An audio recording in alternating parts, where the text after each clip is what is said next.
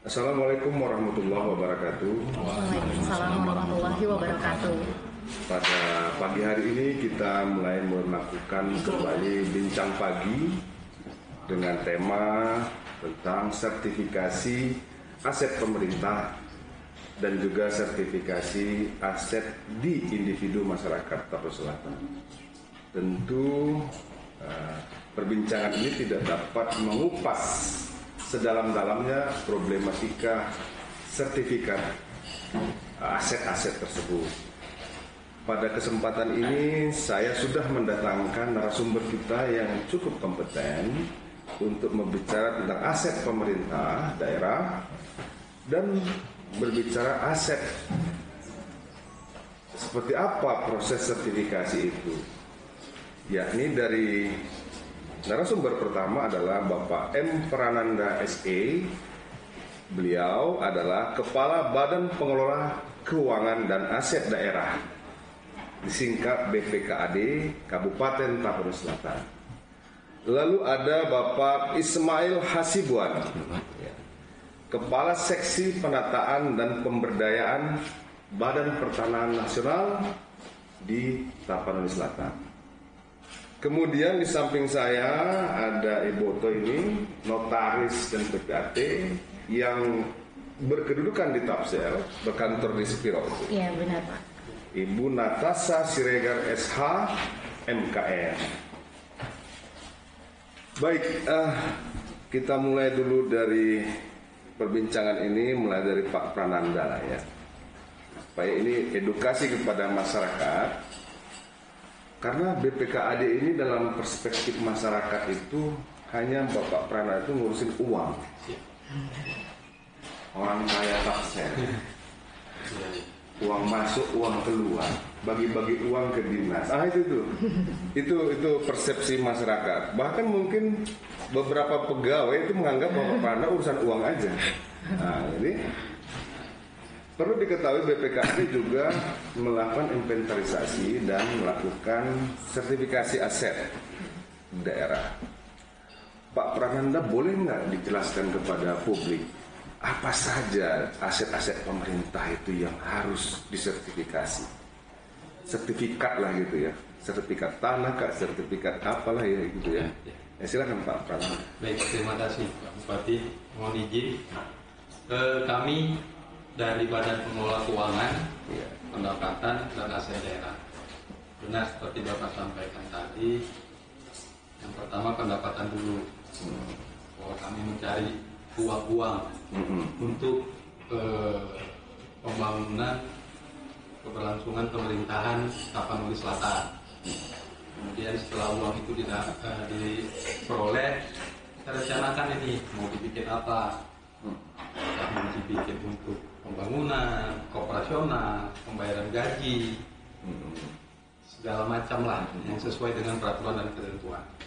Nah, selanjutnya terkait dengan aset. Aset-aset juga memang kita kelola aset-aset ini Pak Bupati. Judulnya saja sudah Badan Pengelola ya. Jadi mengelola keuangan, baik uang masuk, uang keluar maupun setelah keluar nanti uangnya kan dibeli menjadi suatu aset. Nah, aset ini juga dicatat. Jadi mulai dari perencanaan, penatausahaan sampai dengan pelaporan aset. Jadi aset apa-apa yang akan kita rencanakan untuk dibeli tahun depan itu memang seharusnya sudah terencana dari sekarang. Terkait dengan sertifikat. Nah, terkait dengan sertifikat untuk tanah milik pemerintah Kabupaten Tapanuli Selatan, tidak hanya tanah yang di bawah bangunan gedung ini saja. Contoh ini kantor Kominfo, tidak hanya tanah yang di bawah gedung ini saja, termasuk tanah-tanah yang di bawah jalan, tanah di bawah jalan, tanah di bawah parit, itu semua harusnya bersertifikat. Tanah di bawah jalan, iya, tanah di bawah gedung pemerintah, iya, tanah di bawah parit, iya, itu harus disertifikat. Jadi ketika itu dibangun melalui sumber dana APBD, dipastikan dulu ketika itu mau dibangun bahwa ini memang berada di wilayah Kabupaten Tapanuli Selatan, Miliknya Tapsel. milik pemerintah Kabupaten Tapanuli Selatan. Jadi setelah kita bangun, karena dulunya ini kita pokoknya wilayah Tapsel, punya Tapsel dibangun. Beberapa tahun ini kita mulai fokus untuk pensertifikatan terhadap tanah-tanah ini bersama teman-teman dari BPN. Itu yang sekarang fokus kami untuk mensertifikatkan seluruh tanah-tanah milik pemerintah Kabupaten Tapanuli Selatan. Utamanya itu tadi memang begitu banyaknya ruas jalan di Tapanuli Selatan yang memang harus bersama-sama, kami bersama-sama dengan BPN untuk mengusulkan itu untuk disertifikatkan. Dan ini juga merupakan program yang terus dikawal oleh Komisi Pemberantasan Korupsi. Jadi melalui Prosubgah KPK dan bekerja sama dengan BPN, inilah program yang sekarang sedang kita jalankan. Memang belum seluruh tanah di bawah jalan, belum seluruh aset-aset tanah milik Pemkab Tapanuli Selatan yang telah bersertifikat. Ya, saya berkeyakinan ke depan itu semua akan bersertifikat karena memang kita butuh waktu, Pak Bupati.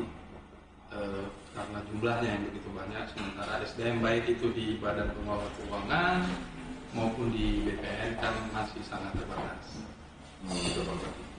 Karena dulu ada juga, kalau nggak salah setahun atau 2 tahun lalu, salah satu pimpinan daerah di Indonesia juga ditangkap KPK kaitannya dengan menggadaikan aset daerah ya, begitu ya. Nah, jadi begitu pentingnya sertifikasi itu di daerah, karena memang ini menjadi program utama menyatakan kayak perusahaan lah Pak, kan kita harus sertifikat, harus data kekayaannya juga harus ada gitu. Untuk keamanan kan, keamanan dan kepastian bahwa berapa sebenarnya, sejauh mana, berapa banyak aset pemerintah daerah itu kan begitu. Dan itu juga memastikan pembangunan itu di situ, di aset daerah. Jangan asetnya provinsi kita bangun di provinsi kan begitu. Ini ada asetnya pusat Bu, kita bangun di situ gitu kan. Nah, jadi ibaratnya membangun bukan rumah sendiri. Jadi itulah mungkin. Dan perjalanan sertifikasi ini sudah berjalan Pak, sudah. Alhamdulillah berjalan Pak Bupati. Memang saat ini sesuai data di kami, ini masih ada yang belum bersertifikat itu sebanyak 837 persil. 837 persil. Ya, dari jumlah bidang tanah di Tapsel itu 1.355. Itu tersebar di seluruh wilayah Kabupaten Tapsel. Berarti on progress lah ini ya. Masih terus perlahan-lahan disertifikasi lah asetnya. Iya. Dari 1.355 ini masih ada kelanjutannya di 837 persil lagi ya aset daerah. Kalau progres untuk saat ini yang sudah kita lakukan pengukuran bersama ya, sudah kita lakukan pengukuran bersama itu sebanyak 298. Dan itu juga kita harus lengkapi semua berkas-berkas terkait dengan kepemilikan. Seperti sekolah, puskesmas, SD, SMP ya, semua ya. Semua yang punya pemerintah. Kantor desa nggak? Kantor desa itu karena kewenangan itu berada di desa dan itu asetnya desa Pak. Asetnya desa. Jadi perlu diketahui juga bahwa kantornya desa itu asetnya desa, bukan aset pemerintah kabupaten ya. Maka perlu juga didorong pemerintah desa untuk melakukan sertifikasi aset ya. Betul. Kan begitu ya. Kan begitu. Jadi paralel ya. Ya itu Pak Kades didapatkan itu sertifikasi aset desa. Jadi baik kita kisah sedikit ke Pak Ismail. Bagaimana bentuk kerjasama kita dalam proses ini Pak selama ini? Apa kendalanya? Kalau kelancaran sudah pasti lancar oleh sama Pak Prananda. Siap, ya, Pak. Baik, terima kasih Pak Bupati. Terima kasih atas kesempatan ini. Dapat saya jelaskan Pak Bupati bahwasanya kegiatan sertifikasi aset ini merupakan Ini masih aset daerah Pak ya, pemerintah kabupaten Iya, Pak. ya. Diatur dalam Peraturan Menteri Agraria Nomor 18 Tahun 2021 terkait dengan hak atas tanah dan hak pengelolaan. Jadi ada 3 sertifikasi Pak untuk hak pakai pemerintah. Hak pakai itu ada 2 Pak. Hak pakai yang berjangka waktu dan hak pakai yang selama dipergunakan. Jadi untuk instansi pemerintah dalam hal ini Pak, ini adalah hak pakai yang selama dipergunakan Pak. Jadi tidak ada jangka waktunya Pak. Selama dipergunakan masih berlaku terus. Selama dipergunakan. Selama Jadi dipergunakan. hak pakai selama dipergunakan, Selama dipergunakan. oleh pemerintah daerah. Iya Pak. Oleh instansi pemerintah. Jadi instansi ini ada 3 Pak berdasarkan ketentuan, yaitu instansi pemerintah pusat, instansi pemerintah desa, instansi pemerintah daerah dan pemerintah desa Pak. Nah untuk Kabupaten Tapin Selatan tentunya ini Pak sertifikasi instansi pemerintah daerah ya Pak ya. Tercatat di kami Pak bahwasanya sudah ada 1.115 sertifikat aset pemerintah Kabupaten Tapin Selatan yang sudah terdaftar dari mulai tahun 2021 sampai dengan tahun 2024 ini Pak. Jadi sudah ada 76 sertifikat yang di tahun ini yang sudah terbit, yang sisanya masih on progress yang kita usahakan di sebelum akhir tahun ini itu sudah tuntas Pak Bupati. Dan terkait sertifikasi ini Pak, ya seperti yang disampaikan Pak Kaban tadi Pak, sertifikasi ini sifatnya dinamis Pak. Artinya begini, bisa penambahan, bisa terjadi pengurangan setiap tahun karena bertambahnya aset atau karena berkurangnya aset dikarenakan mungkin karena ada hibah ke instansi lain Pak, mungkin hibah ke instansi vertikal mungkin terjadi pengurangan kan begitu Pak. Betul. Dengan pengadaan tanah mungkin terjadi penambahan kan begitu Pak. Jadi menjadi objek sertifikasi kita ini Pak semua aset-aset pemerintah daerah baik berupa tanah, bangunan maupun jalan Pak. Itu kita semua sertifikasi Pak. Yang menjadi syarat sertifikasinya yaitu salah satunya kartu inventaris barang yang sudah terdaftar di Badan Pengelola Aset Keuangan Daerah ya Pak. Ya sebagai server apa Pak? Server aset lah mungkin aset berupa tanah di Kabupaten Tapin Selatan. Jadi beberapa kendala Pak, seperti yang disampaikan Pak Kaban tadi Pak. Terkait sertifikasi ini ada yang tidak bisa kita terbitkan Pak karena ada beberapa mungkin tanah itu masih dalam kawasan hutan Pak. Jadi itu memang belum kita bisa sertifikasi selama masih kawasan hutan sebelum ada pemutihan atau dilepaskan dari kawasan hutan Pak. Nah syukur alhamdulillah berdasarkan Perpres 62 tahun 2023 Pak. Dibentuklah gugus tugas reforma agraria ya Pak ya, yang diketuai oleh kepala daerah ini Pak Bupati sendiri Pak, wakil ketuanya nanti itu Pak Sekda Pak, kemudian ketua pelaksana hariannya itu kantor pertanahan Kabupaten Tapin Selatan yang termasuk juga APH dari unsur anggota gugus tugas reforma agraria Pak. Permasalahan tanah ini Pak bisa kita usulkan mungkin pelepasan kawasan hutan ya Pak, mungkin lebih cepat apabila ini diusulkan oleh gugus tugas reforma agraria. Nah tentu Pak dalam hal ini mungkin kita perlu perumusan untuk percepatan penanganan permasalahan sertifikasi aset-aset daerah yang belum dapat disertifikatkan Pak Bupati. Demikian Pak.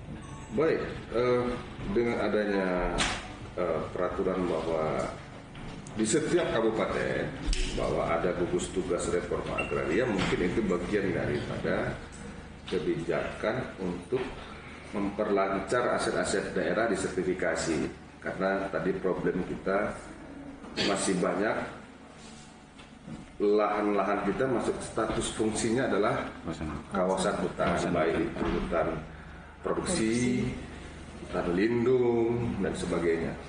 Walaupun sudah puluhan tahun ya dihuni oleh masyarakat gitu ya. Ya, memang ini tantangan, tapi kan tidak segampang itu ya, memang ya masih banyak aspek proseduralnya ya. Tapi substansialnya sudah dapat lah ini. Tapi prosedural juga harus kita lalui dan itu memang harus inisiatif dari pemerintah daerah lah ya. Betul Pak Bupati. Ya, inisiatif. Oke, sebelum apa kita kegeser lah Ibu. Kita kan ini tadi kita bicara tentang aset pemerintah. Sedikit udah kita kupas kecil-kecil ya. Iya Pak. Ibu sebagai seorang notaris PPAT di Tapsel, Ya. ini kaitannya dengan masyarakat Dengan masyarakat umum, ya Pak ya. masyarakat umum. Boleh nggak cerita sedikit apa tantangan, kendala masyarakat melakukan sertifikat tanah di Tapsel?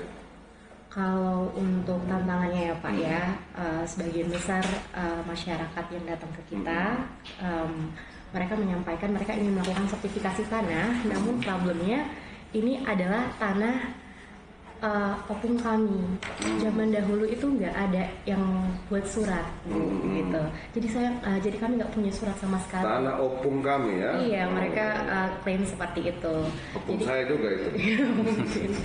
Jadi rata-rata kalau sebagian banyak masyarakat yang hadir ke kita bilang nggak punya surat, ya, itu yang juga harus kita edukasikan ke masyarakat kan Pak. Ya. Paling nggak minimal kalau memang dari dulu nggak pernah ada surat, saat ini masyarakat diarahkan untuk membuat surat keterangan hak milik, keterangan tidak silang sengketa dari kepala desa masing-masing tempat lokasi tanahnya. Itulah modal dasar dari masyarakat untuk memohonkan sertifikat atas tanah ke ATR BPN Tapsel nantinya, seperti itu. Jadi seorang notaris PPAT biasanya ini masyarakat datang ke kantor notaris nih. Iya benar. Ini sebenarnya masih banyak masyarakat pengen mensertifikasi tanahnya. Iya. Cuma udah membayangkan masuk ke notaris ini bayarannya mahal kan. Jadi akhirnya dia bilang biarlah dulu itu. Iya. Nggak pakai sertifikat juga nggak apa-apa juga. Nah itu dia kan Nah, ada ini Pak Bupati, ada dua ya Pak ya, Pak Mail. Untuk pensertifikatan tanah ini kan ada dua. Pertama itu yang inisiatifnya dari pemerintah, program PTSL, dan ada yang inisiatifnya dari pemohon sendiri, pemilik tanahnya. Itu sporadik. Nah mungkin jika masyarakat memang masih belum siap, masyarakat bisa memilih untuk mengikuti PTSL yang setiap tahunnya ada, seperti itu. Jadi kadang saya juga mengarahkan, ya udah Bapak Ibu, kalau memang masih belum bisa, kita tunggu informasi kira-kira untuk kecamatan Sipirok misalnya, kecamatan Sipirok desa apa yang tahun ini buka, silakan ikut. Informasi itu kita genjot terus Pak ke masyarakat. Ntar informasinya bisa dari kepala desa atau Jadi kelurahan mereka itu setempat. datang ke kantor Ibu, terus ngantarnya surat-surat apa? Surat jual beli? Macam-macam Pak. Ada yang jual beli, ada yang surat keterangan kepala saja, kepala desa. Ada yang nggak bawa surat sama sekali. Iya, ada nggak bawa surat sama sekali ya? Iya, ada yang nggak bawa surat Pokoknya sama tanah sekali. untuk saya di situ Iya, katanya. Ibu notaris buatkan sertifikatnya nih. Katanya Iya gitu ya. benar Pak. Jadi untuk hal seperti itu kan kita juga Pokoknya praktikan bu nih sertifikat ini. Gitu ya. ya itulah yang bisa kita lakukan. Kita arahkan masyarakat untuk balik ke desa, buat surat pernyataan penguasaan fisik bidang tanah, surat keterangan tidak silang sengketa, dan Diarahkanlah mereka ya. keterangan hak milik yang dikeluarkan oleh kepala desa dan atau kelurahan setempat. Nah, setelah mereka mengantarkan surat-surat yang sudah Ibu arahkan tadi, lalu kira-kira notaris buat apa? Saya pertanyakan kembali apa yang ingin dipilih oleh pemohon tersebut, apakah pendaftaran tanahnya sporadik sendiri atau Ikut program ikut pemerintah? program pemerintah PTSL. Nah, kalau dia sporadik, Ibu langsung ke kantor BPN? Umumnya mereka memberi kuasa kepada notaris PPAT, Oh iya, seperti itu. Berikan kuasa, lalu Ibu yang nanti, menguruskan. sebagai penerima kuasa, kami yang menguruskan ke BPN, seperti itu.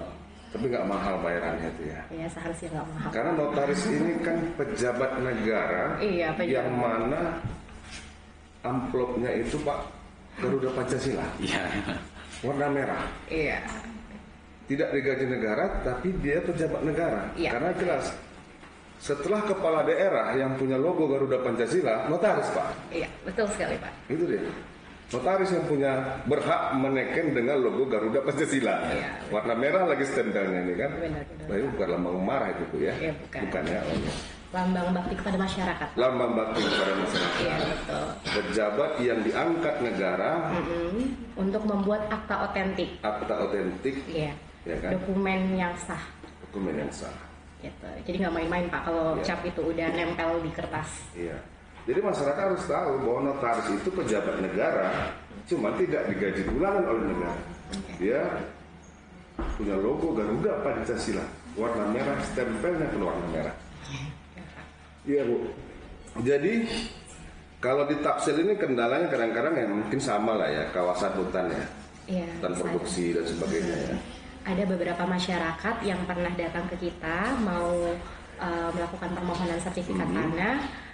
Ketika di cross check ya, Pak Mail nggak bisa masuk untuk melakukan pendaftaran karena masih kawasan hutan atau apa namanya ya, lahan sawah basah dilindungi. Lahan sawah basah dilindungi. Ketika itu jadi lahan sawah basah dilindungi. Lahan sawah basah dilindungi itu merupakan salah satu objek yang bisa kita sertifikatkan. Cuma di situ ada undang-undang ataupun peraturan yang mengatur Pak Bupati bahwasanya terkait lahan sawah dilindungi itu ada unsur pidana apabila kita melakukan perubahan penggunaan tanah tidak sesuai ketentuan. Tapi tetap boleh disertifikatkan. Tetap boleh disertifikatkan, tetapi dia ada aturan mengatakan dia fungsi untuk produksi ya. Iya Pak. Pangan ya. Iya Pak. Untuk ketentuannya sesuai dengan ketentuan Undang-Undang 41 2009 tentang perlindungan pertanian pangan berkelanjutan, itu yang menjadi dasar. Tidak boleh jadi ruko-ruko, komplek ruko, perumahan. Tidak boleh alih fungsi apabila ya. Tidak sesuai ketentuan Pak Bupati. Sertifikatnya boleh.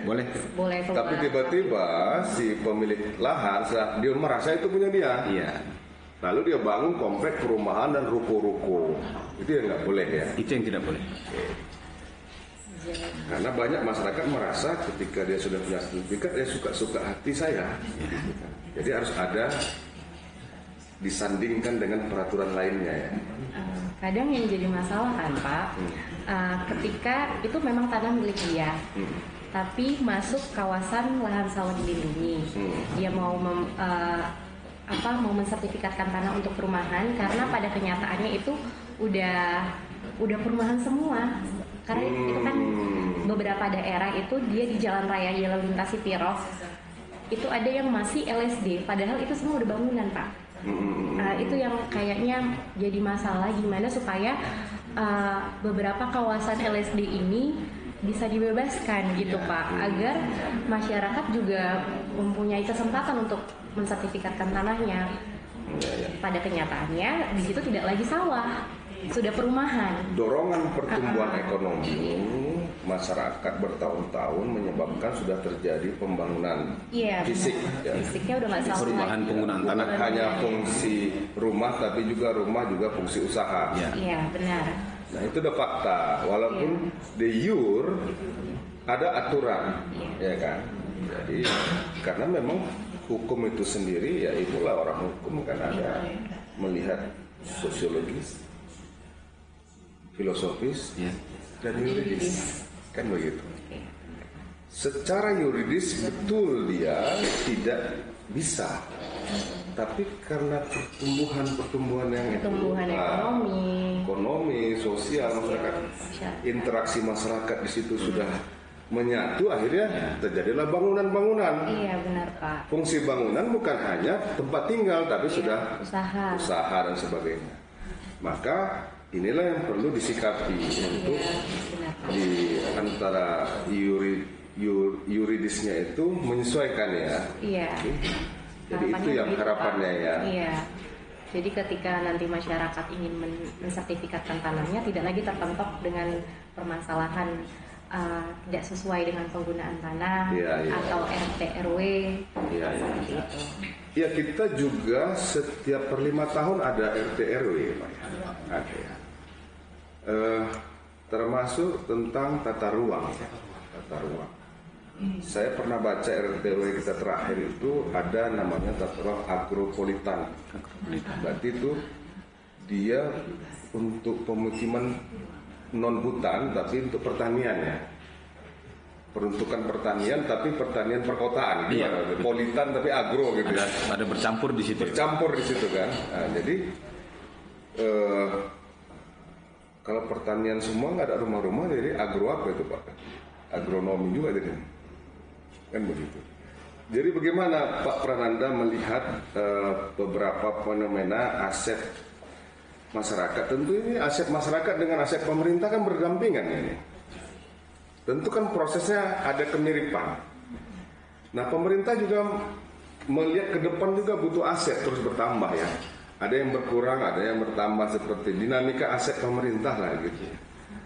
Terutama aset-aset misalnya sekolah. Kemudian kita menghibahkan kepada universitas juga. Tidak mungkin universitas ataupun perguruan tinggi atau kita hibahkan kepada instansi vertikal, kita hibahkan yang di ujung hutan-hutan sana, kan nggak mungkin juga kan. Jadi bagaimana Pak Prananda melihat kaitannya dengan prospektus kinerja sertifikasi aset daerah ini ke depan, supaya dapat kita merumuskan bersama-sama formulasi yang lebih efisien dan efektif. Ya mungkin ada pemimpin Tapsel ke depan juga punya kita sarankan lah begitu. Ya. Baik Pak Bupati. Yang pertama tadi terkait dengan aset-aset yang akan kita hibahkan ataupun yang sudah kita hibahkan. Nah, pertama kan aset ini seluruhnya tercatat. Tadi Pak Ismail sampaikan bahwa dari buku inventaris seluruh aset Pemkab Tapanuli Selatan itu kita catat di buku inventaris. Tentu oleh masing-masing pengguna anggaran atau pengguna barang. Karena seluruh OPD di sini terkait untuk aset. Sama itu prinsipnya, ada pengguna anggaran yang bersangkutan juga sekaligus sebagai pengguna barang. Jadi dia bertanggung jawab terhadap anggarannya, dia juga bertanggung jawab terhadap aset atau barang-barang yang dia hasilkan. Nah, setelah itu semua kita tercatat, ketika ada usulan atau ada permohonan, baik itu dari instansi vertikal maupun dari lembaga pendidikan atau siapapun yang mengusulkan dan bermohon kepada Pemkab Tapanuli Selatan untuk dapat diberikan ke bidang tanah. Contoh di perkantoran kita ini Pak Bupati, sangat banyak instansi vertikal yang telah kita hibahkan tanahnya untuk dibangun kantornya. Dan kesepakatan kita bersama ketika dulu itu belum bersertifikat, seluruh tanah yang di sini belum bersertifikat, ketika diserahkan, tolong kalian sertifikatkan, sehingga ini bisa menjadi alas hak yang kuat, menjadi dasar kepemilikan terhadap aset itu. Itu bagian dari pengamanan. Kalau selanjutnya memang kemampuan keuangan mencukupi, ya silahkan dikasih batas-batas tertentu yang sifatnya permanen sehingga tidak bisa bergeser. Karena ini juga berkaitan dengan batas atau berdampingan istilah Bapak tadi dengan masyarakat, dengan lahan-lahan yang dimiliki oleh masyarakat. Ya kayak Ibu tadi bilang opungnya ya, tanah opungnya gitu. Jadi seingat mereka mungkin dulu opungnya pernah berkebun di situ gitu. Jadi ketika dengan adanya sertifikat ini, bahwa ini menjadi bukti yang kuat bahwa ini siapa sebenarnya pemiliknya. Nah, kalau untuk yang sudah dihibahkan, itu secara otomatis memang kita keluarkan dari pencatatan dari catatan buku inventaris aset Pemkab Tapanuli Selatan. Nah, kalau yang baru akan masuk, misalnya ada masyarakat yang mengusulkan nanti, Pak, ini dibangun jalan di lingkungan kami, kami akan menghibahkan tanah untuk dibangunkan jalan. Ya, ada seperti itu masyarakat. Harus ada dokumen menyatakan bahwa si pemilik lahan ini akan menghibahkan sebidang tanah yang nantinya akan dibangunkan jalan, tentu dengan mekanisme perencanaan pembangunan yang sudah diatur secara undang-undangnya. Ya. Jika ada inisiatif dari masyarakat, dia mau dibangunkan jalan atau mau dibangunkan irigasi atau yang lain-lain. Jadi bukan hanya itu, tapi dia urus dulu surat penyerahannya ya, Iya. surat penyerahannya ke pemerintah daerah. Jadi itu bagian keterlibatan partisipasi dari masyarakat untuk pembangunan di Tapanuli Selatan. Oleh kita dicatat atau diregister sebagai aset daerah. Jadi aset pemerintah Tapanuli Pemerintah Selatan. Selatan ya. Kalau kemampuan keuangannya mumpuni sesuai dengan skala prioritas kita bangun, Kita bangun ya. sambil kita proses itu tadi sertifikatnya kita proses lagi akan menjadi dokumen bukti kepada BPN bahwa BPN ini ada tanah kami yang baru, ini ada hibah dari masyarakat, ini dokumennya, ayo kita sertifikatkan. Jadi kalau kaitan dengan sama, kalau saya melihatnya dengan lahan basah tadi ya, sawah, memang niatnya itu agar cetakan sawah nggak berkurang Pak. Iya, benar. Karena alih fungsi lahan ya, walaupun itu masih bisa disertifikatkan. Hanya masalah fungsinya. Fungsinya yang berbeda. Juga dengan kawasan hutan ya, kita di pemerintah Tapanuli Selatan sendiri juga menemukan aset-aset kita yang masih berada di kawasan. Iya, iya. Karena memang aset itu udah puluhan tahun yang lalu. Tahun ya. Ketika secara administrasi ini ditertibkan, baru ketahuan, yaitu tadi dibentuk tim itu kita lakukan pendataan mana-mana yang berada di kawasan hutan, kita usulkan untuk dibebaskan lah istilahnya dari kawasan hutan itu sehingga bisa diterbitkan sertifikatnya. Jadi dari perbincangan yang tadi, untuk sementara kita udah tahu bahwa problem mensertifikat ini bukan hanya problemnya masyarakat, pemerintah juga punya problem. Betul. Karena selama ini opini masyarakat, payah kami ini, mungkin begitu ya. Jadi problem mensertifikatkan tanah dan aset itu bukan hanya problemnya masyarakat, pemerintah juga punya problem. Walaupun kekuasaan ada di tangan pemerintah daerah, kita juga harus ikut prosedural. Betul. Ya kan? Karena ada ketentuan yang mengatur. Iya, jadi sama problem kita kan begitu Bu ya. Nah, jadi sabar-sabar dulu, ya kan? Karena setiap pemimpin pasti pengen juga dia berprestasi untuk ke depan. Mau pemimpin masa lalu, sekarang, dan pemimpin ke depan juga pasti ingin nolong masyarakatnya. Mana ada pemimpin mengatakan pokoknya kita buat semakin payah problemnya ini, kan begitu. Jadi inilah yang kita dapatkan perbincangan sebentar tadi itu tentang bahwa seputar sertifikasi itu. Nah, terkait dengan aset-aset yang lain mungkin tidak dalam bentuk barang, apakah pemerintah daerah itu punya aset bukan dalam bentuk tanah, barang dan sebagainya? Aset yang tidak dalam bentuk barang berarti mobil sudah termasuk lah itu ya. Mobil itu barang. Ini edukasi kita kepada pemerintah, kepada masyarakat. Masyarakat harus tahu juga karena ini kan pemerintahnya masyarakat, ya kan? Ya kalau kami Pak Bupati yang tercatat di kita itu termasuk dengan bukan hak cipta, perangkat lunak Pak Bupati. Perangkat lunak. Aplikasi merupakan inovasi-inovasi yang dibangun oleh OPD yang ada di Tapanuli Selatan. Kami sendiri di Badan Pengelola Keuangan termasuk aset juga yang sudah kami bangun, yang sudah kami gunakan, berjalan syukur alhamdulillah dengan baik, termasuk aplikasi pengelolaan keuangan dan pengelolaan aset. Karena aset ini semua ya kalau keuangan. Berarti BPKAD sudah mengembangkan aplikasi-aplikasi ya sebagai inovasi. Mulai dari perencanaan, penganggaran sampai dengan penatausahaan dan bahkan pelaporan. Aplikasi apa aja itu Pak yang sudah dikembangkan di BPKAD? Kalau secara aplikasi besarnya, rumahnya itu kita namakan Sitarida. Sitarida. Ya. Oke. Sitarida. Sitarida itu yang terlihat gitu kalau bahasa daerah kita itu ya. Siap. Oke, kan? Benar Pak. Jadi di Sitarida itu sudah mengakomodir mulai dari penganggaran, penata usaha keuangan sampai dengan pelaporan. Termasuk di tengah-tengahnya itu ada aset. SIM-nya aset Simbada.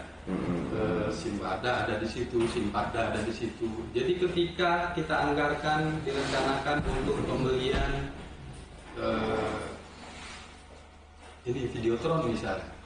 Ketika kita rencanakan untuk pembelian Videotron, ketika dilakukan ikat kontrak dengan pihak ketiga itu sudah akan langsung tercatat bahwa nantinya dia akan masuk ke dalam inventaris.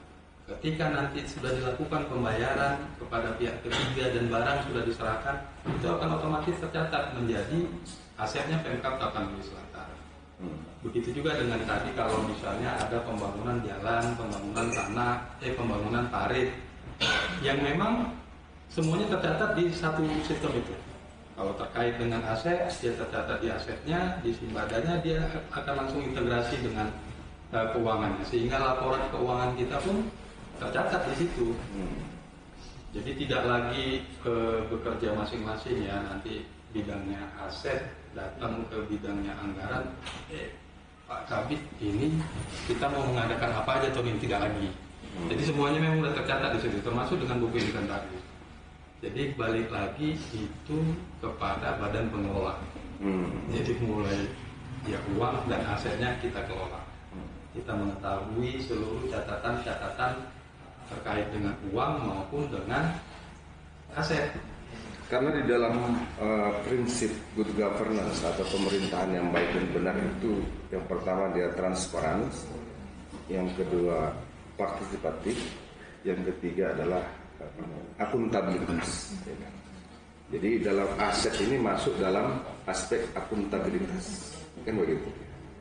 Nah, akuntabilitas itu tentu mengacu pada aturan pemerintah yang ada. Baik keuangannya itu ada peraturan menteri yang penataan keuangan daerah. Aset juga begitu, Pak. Nah, ini yang kemudian harus bagaimana sebenarnya pemerintah daerah meyakinkan publik, rakyat itu bahwa pengelolaan pemerintahan itu sudah mengacu kepada paling tidak mendekati pada ajas penyelenggaraan pemerintah yang akuntabel. Nah, seringkali publik, bukan hanya di Tapsel, saya kira hampir di mana-mana, tingkat trust terhadap prinsip penerapan akuntabilitas itu kan ada beberapa indikator. Itu kan termasuk cita rasa si masyarakatnya. Ya, kalau masyarakatnya berpositif thinking, lalu dia melihat beberapa indikator muncul dalam pengelolaan keuangan dan aset, dia trust gitu. Tapi kalau masyarakatnya juga interrogatif gitu atau negatif terus, ya yang muncul itu ya negatif gitu. Tetapi memang pekerjaan pemerintah daerah itu menyajikan kepada masyarakat bagaimana kita mengelola keuangan dan mengelola aset, ya kan? Dan itu menjadi kunci kepercayaan publik, kan gitu. Karena bagaimanapun masyarakat ini makin tahun makin cerdas ini. Ya. Walaupun kita di gunung-gunung ini makin tahun makin cerdas, yakinlah gitu, kan gitu. Ya, Ibu sendiri bagaimana Ibu Natasha melihat persoalan pemerintah ya, kalau boleh mengkritik secara masukan lah ya.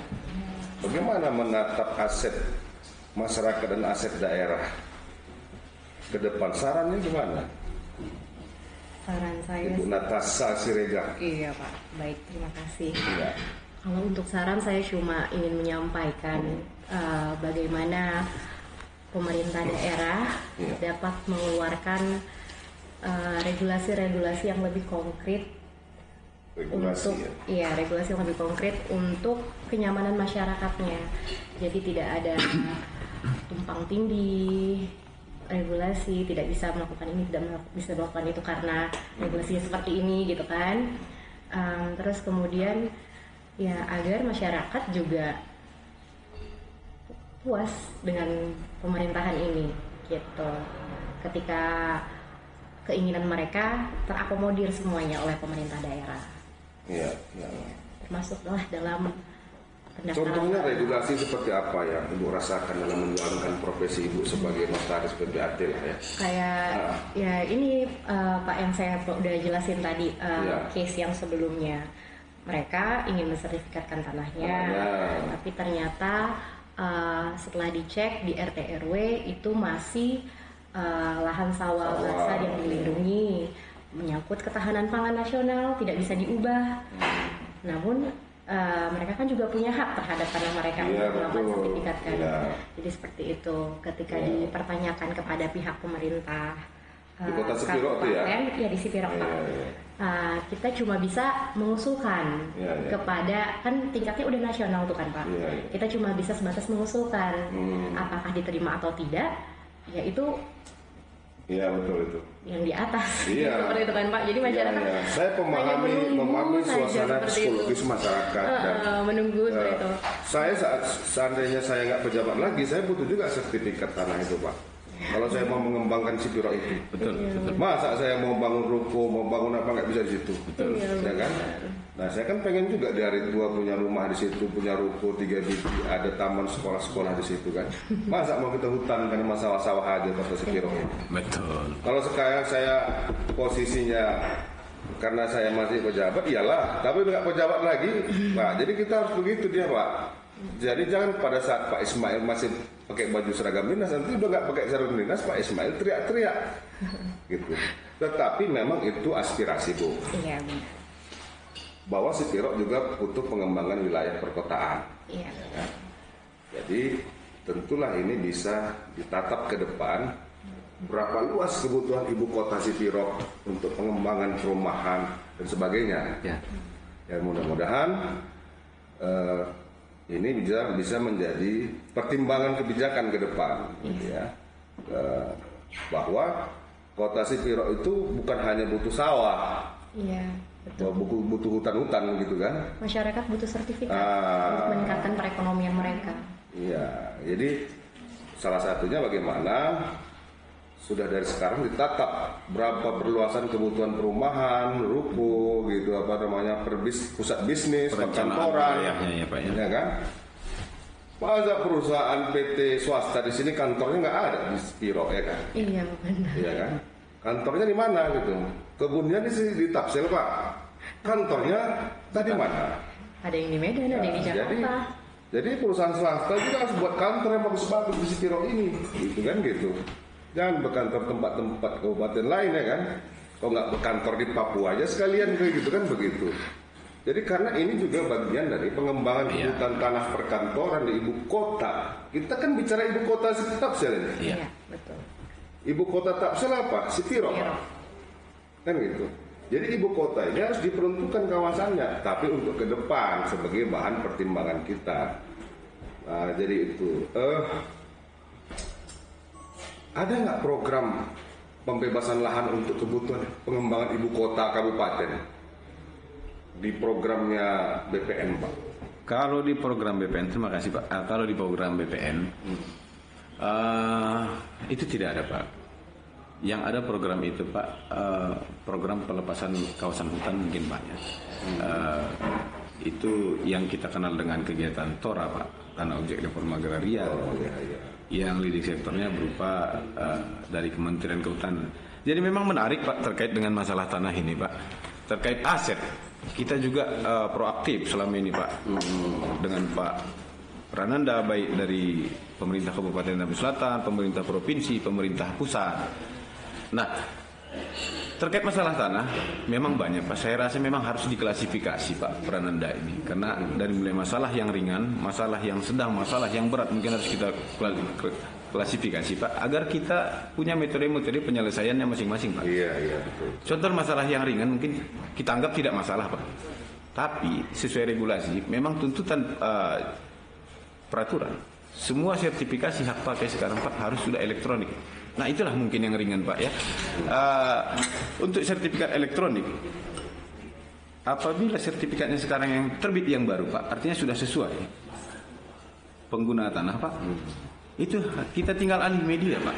Kita alih media ke elektronik. Nah mungkin untuk sertifikat yang lama mungkin butuh pelepasan hak, pengurusan sertifikat lagi Pak, atau pencatatan Pak. Pencatatan karena perubahan nomenklatur. Itu kan harus ada pencatatan dulu Pak, perubahan pencatatan, baru kita alih media ke elektronik. Memang tuntutannya harus elektronik. Nah masalah yang sedang mungkin Pak,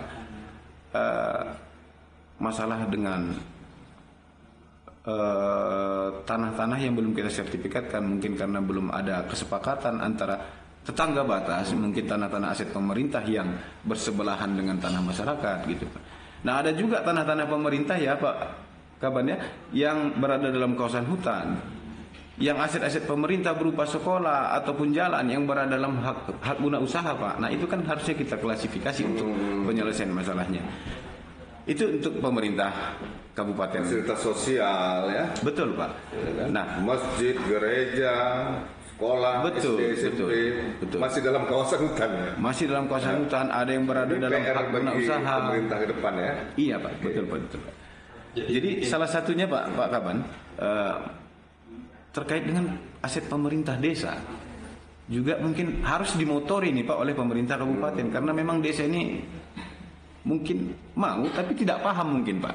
Mungkin harus dibuat kegiatan ataupun pembelajaran kepada masing-masing pemerintah desa bagaimana sih cara menertibkan aset-aset pemerintah desa. Karena pencatatan kami selama ini, Pak, yang paling sedikit itu adalah aset-aset pemerintah desa. Mungkin ketidakmengertian atau ketidakpahaman dari pemerintah desa. Paling sedikit itu pemerintah desa. Iya, Pak. Oke. Itu termasuk aset pemerintah desa, baik berupa kantor desa, Pak, baik berupa tanah kas desa, baik berupa jalan, berupa rabat-rabat beton yang dibangun dengan dana desa, mungkin itu aset-aset pemerintah desa, Pak. Nah, itu Berat sekali kerjaan Pak Prananda ini, mulai dari cerita bagaimana pendapatan daerah, iya. sampai soal harta. Siap. Ibaratnya ke rumah tangga ini, Pak. Inilah ibu rumah tangganya. Gini Pak Bupati, Ma. di MCP di Posumga KPK terkait dengan pensertifikatan ini memang untuk tahun 2024 ini seluruh aset pemerintah daerah itu harus sudah didaftarkan ke BPN, karena memang ada sedikit maksudnya untuk percepatan Ya. karena memang ke depan itu tadi seperti yang disampaikan Pak Ismail terkait dengan aset dari pemerintah desa. Mungkin diharapkan kami nanti yang akan mendorong pemerintah desa ini untuk melakukan penertiban terhadap aset yang dimiliki oleh pemerintah desa. Ya memang kita temukan permasalahan-permasalahan itu. Kalau tadi kalau BPN kita usulkan, kita daftarkan ke BPN akan melakukan pengecekan secara bersama. Oh, ini berada di kawasan hutan. Oh, ini di lahan basah. Memang harus membangun komunikasi lagi, tetap berkoordinasi lagi tadi seperti yang disampaikan Pak Ismail dengan Kementerian Kehutanannya kalau dan HGU. Mungkin kalau di Tangsel misalnya PTP, mungkin ada sekolah atau jalan yang berada di dalam wilayah HGU-nya PTP. Itu mungkin komunikasinya balik lagi. Yang jelas BPKAD telah mendaftarkan 1.355 asetnya. Nah, dari antara 1.305 asetnya, mana yang sedang proses, mana yang sudah sertifikat, tapi semua sudah terdaftar. Sudah didaftar. Jadi bukan Pak Prananda tidak kerja, sudah terdaftar ini 1.355. Tapi ada statusnya, ada yang sudah selesai sertifikat, ada yang sedang proses, ada yang proses apa yang lain. Ada yang harus alih media mungkin, Pak, ya. Ada yang harus perubahan pencatatan nama, karena perubahan nomenklatur dan lain-lain. Karena bidang aset beserta BPN ya terus setiap hari bersama-sama mulai di sana, mulai di sini, tentu dengan didampingi oleh OPD-OPD terkait.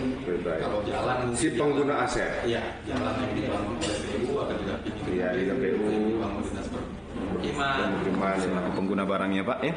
Pengguna barang misalnya dinas pendidikan, SD, SMP itu didampingi. Jadi di BPPKAD juga punya satu bidang tim yang menangani ini secara terus menerus.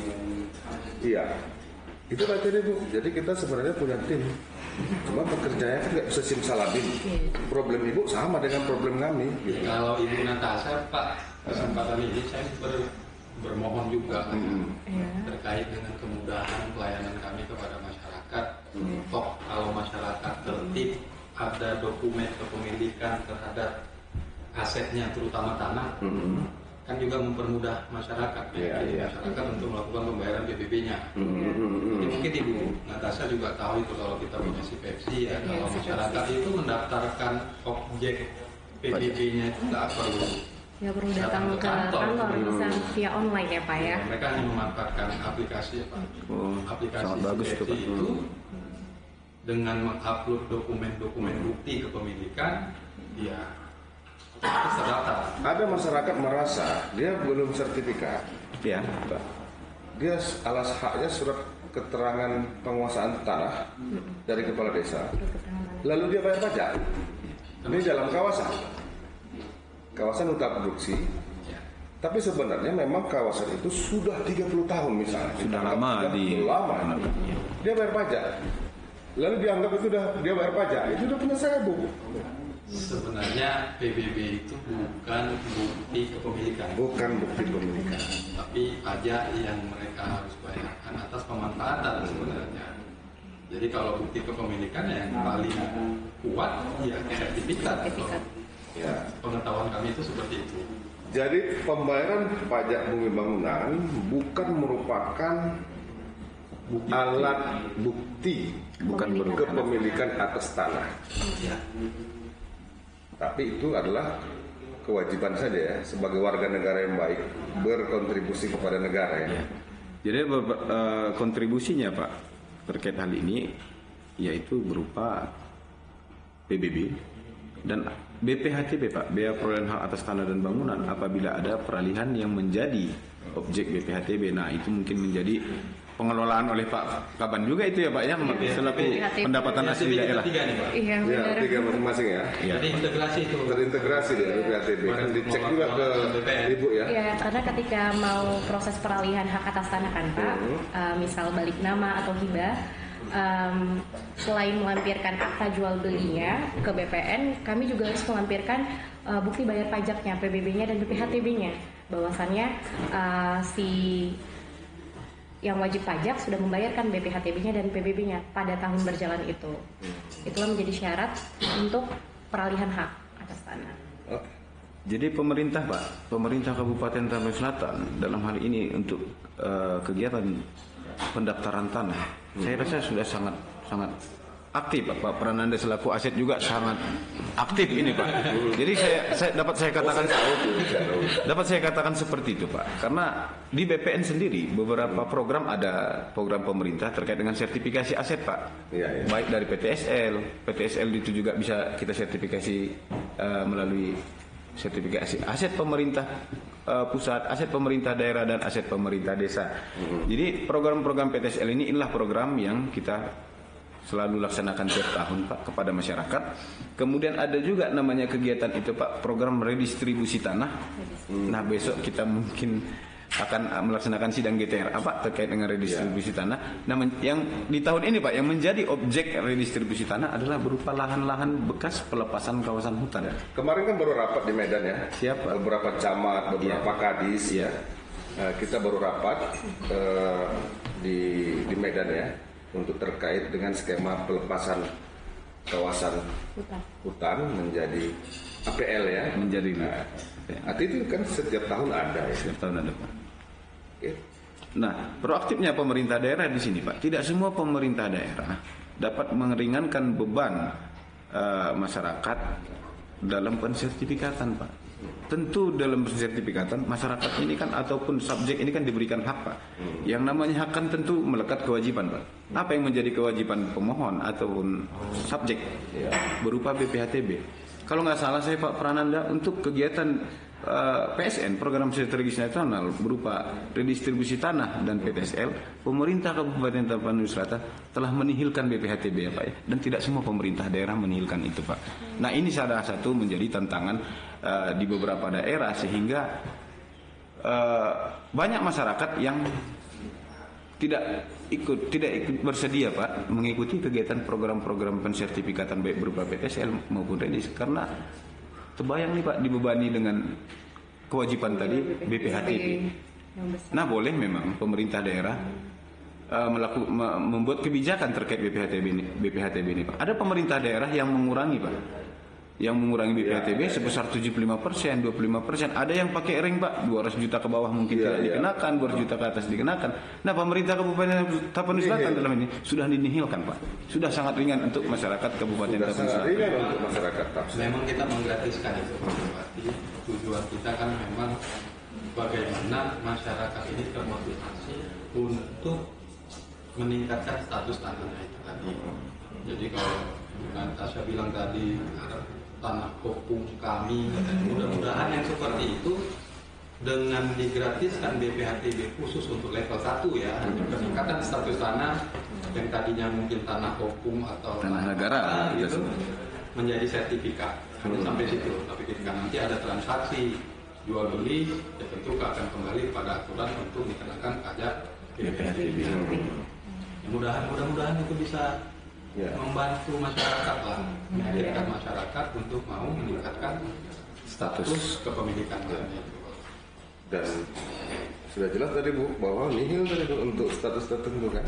Tinggal Ibu aja, Ibu bisa informasi masyarakat gitu. Bahkan kabupaten lain tidak menihilkan itu BPHTB. Ada yang cuma ngurangi 75%, 50%. Apa sih kurangnya gitu jadinya kan? Jadi berarti tugas notaris lah mengedukasi bersama-sama dengan BPN, dengan pemerintah daerah. Saya kira perbincangan ini kalau dilanjutkan nggak putus-putus. Menarik ini Pak. Nah, kan nggak putus-putus. Jadi, tetapi sebagai membuka wacana bagi masyarakat yang ingin tahu, ya cukuplah tadi sebagai gambaran awal bahwa aset itu ada aset pemerintah daerah, ada aset masyarakat. Problemnya hampir-hampir mirip. Ada ibu mengsertifikasi punya masyarakat supaya dapat sertifikat, ada yang tak bisa sertifikat, ada yang sedang proses, ada yang sedang didaftarkan. Begitu juga ternyata di kami, Pak Prananda sudah daftarkan itu 1.300 lebih aset daerah. Ada yang sudah sertifikat dan sedang proses, ada sebagainya. Jadi mudah-mudahan dan bahkan Tapsel kebijakannya menihilkan ya BPHTB untuk hal-hal untuk kasus-kasus tertentu ya kan? Dalam rangka menggairahkan masyarakat untuk mensertifikatkannya. Saya kira perbincangan pagi hari ini sudah bisa kita dapatkan gambaran bahwa aset merupakan hal yang penting bagi negara, bagi pemerintah, bagi masyarakat, bagi kita semua, sehingga ke depan untuk tidak letih berimprovisasi aktif ya, aktif untuk mensertifikatkan daerahnya maupun mensertifikatkan asetnya. Terima kasih Bapak Prananda, terima kasih Pak Ismail, terima kasih Ibu Natasha. Kesempatan pada pagi hari ini dibincang kita 1 jam kurang atau 1 jam udah pas atau lebih 1 jam lebih ya. 1 jam. Iya, jadi itu baru cerita aset aja itu. Nah, itu. Dan itu baru kulit-kulitnya. Ya kan? Bayangkan begitu. Sangat panjang Pak. Panjang kita ya? bahas semuanya. Belum lagi cerita keuangan daerah ya kan? Betul. Jadi paling tidak kegiatan ini kita menjadi edukasi kepada masyarakat. Saya kira demikian bahwa podcast Bincang Pagi ini saya tutup dengan mengucapkan alhamdulillahirobbilalamin dan billahi taufiq wal hidayah. Wassalamualaikum warahmatullahi wabarakatuh. Waalaikumsalam.